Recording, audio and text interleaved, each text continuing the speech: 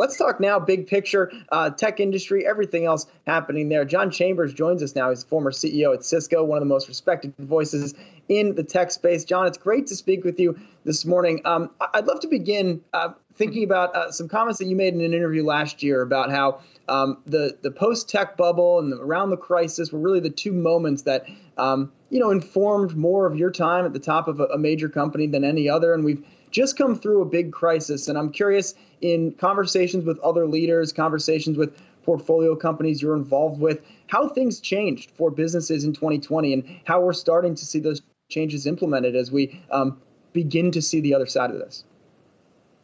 Well, what's interesting is you may see an instant replay of what occurred in the 1990s, where technology and the internet literally ushered in a decade of economic growth, 34% growth in GDP. Average household increased 24% in their income. And it was driven by an underlying technology infrastructure build out.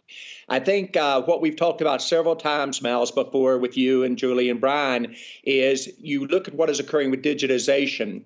And it used to be a decade ago a conversation piece. Now every country, whether you're India, US, France, is looking at digitizing their country, and every company is going digital. What it really says is what we've talked about during this decade: every company becomes a technology company is happening. And I have 20 startups that are a good balance of that across the board in terms of what we're seeing.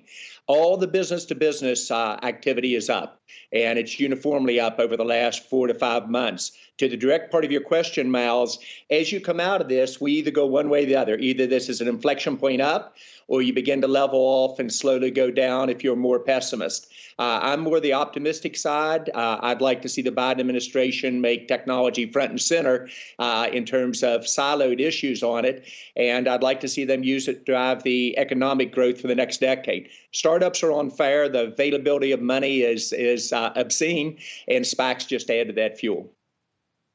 John, I was thinking back before we came into this interview of all the things you and I have talked about through the years. We haven't really talked a lot about 5G infrastructure and the rollout. Do you think the market investors are really underappreciating how transformational this technology can be? And I ask that because when you see Warren Buffett buy a stake in our parent company, Verizon, which is obviously rolling out 5G, to me, it sends a huge positive signal. Well, first of all, compliment to your parent company. I think what Hans, the CEO, is doing there in Verizon is really reinventing the company and preparing it to provide services as opposed to infrastructure. To your question about 5G, it's part of the bigger movement of the Internet of Things and digitization as everything moves to the edge. So I look at getting market transitions right enabled by new technology. 5G, artificial intelligence, cloud moving to the edge, 75% of the transaction and applications at the edge, and that includes all the way down to energy. So I think the market is underestimating where the true growth is going to come. And when I look at market transitions, which I'm usually pretty good at getting, and I have a lot of other weaknesses, but the market transitions around 5G, Internet of Everything is 500 billion devices get connected, access occurring at the edge, even energy at the edge in a sustainable and environmentally friendly way are the big bets that I would make. John, you guys have a big portfolio of different startup companies that you've invested in, and you, as we've been talking about, you talk to a lot of people, a lot of leaders. I know it's hard, kind of like picking your favorite child, but I'm curious what next wave technological advance are you most excited about that you think is going to be the most transformational? Well, I think the big picture is one of digitization. And when I talk to a leader like Prime Minister Modi in India, he's basing his whole strategy on a digital India. And he's a very good friend, and I'm his advisor. You've seen Macron in France do the same thing.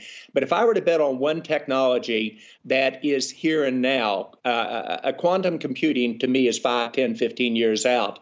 But artificial intelligence is really starting to take off. My average AI company is growing between 150 and 300%. First applicability of it is around customer services. So watch the call centers as the coronavirus forced everyone to go home, the call center agents, and remember there are more agents in call centers in the U.S. than there are Uber drivers or people working at the major retail stores, that began to be automated to where you provided a better service with tremendous payback for the companies, but also with much higher consumer satisfaction when they called into it. So if I had to bet on one technology right away, it'd be artificial intelligence around customer services. Watch companies like ASAP or Unifor, or one that we may see exciting on your all show in the not too distant future, Sprinkler, that they look at. Second area I'd bet on, infrastructure moving to the edge. The 5G question that Myles asked, I really like Pensando with intelligence at the edge, where you combine compute, security, storage architecturally on it. And the innovation pace, Julie, is faster than I've ever seen. And it's being fueled by more and more money. So that's the reason I'm optimistic on the economy for this next decade. John, I want to ask a little bit more about SPACs and about the way that financing has changed within Silicon Valley. And, I don't know how you're thinking about this moment, because I think that what a SPAC in theory does kind of seems okay. But if you look at the practice of it, I'm not sure that it's market friendly. I'm not sure it's founder friendly. How are you looking at that innovation, if we want to call it that? Well, and it's a great question, Myles. I'm really looking at it is we're in the early stages, and it's all the things that you said. For me, I think SPACs are here to stay. I think there are going to be some tremendous successes there, but watch the successes, and I think you all had some articles written on it as well, that when you have a SPAC led by a very strong operational person and you combine it with a strong financial organization, much like what Dave Cote did out of Honeywell with Goldman Sachs, I think that's a combination that can be very effective. If I look at my portfolio of 20 companies, and granted a reasonably small portfolio, but we've already got 4 unicorns.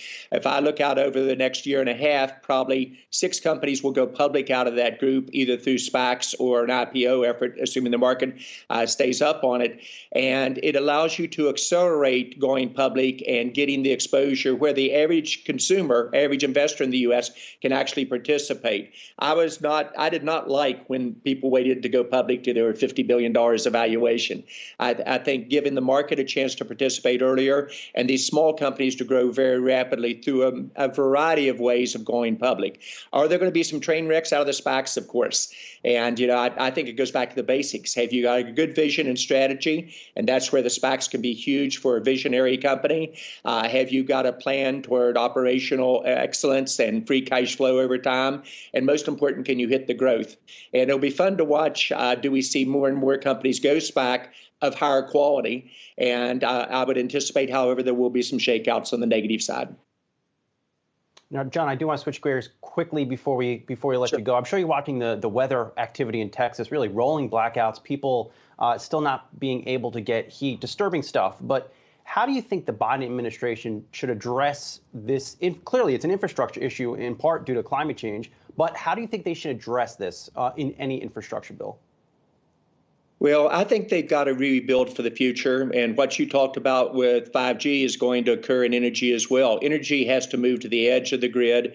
It has to be sustainable, and it's got to be environmentally friendly, and it's got to be resilient to these type of activities, whether it's the fires in California or the terrible winter that we're seeing all the way through Texas. And you've got to go with an overall architectural approach. Our national grid is very fragile and is not prepared for the changes that are about to occur. But let's not do it in an old world fashion. Let's go where the market is going and in a very tech-friendly fashion in terms of how you implement it. One of the reasons I'm optimistic about Bloom Energy and what I think they can do in the future with their fuel cells going to hydrogen at the edge of the grid. All right. John Chambers is the former CEO at Cisco. John, really appreciate you taking some time to talk with us this morning. Always good fun. I hope we can stay in touch. Oh, it's a pleasure, Myles. I'll come on anytime you guys want me. It's a pleasure. Julie, thank you. Brian, a pleasure. Myles, once again, have a great day.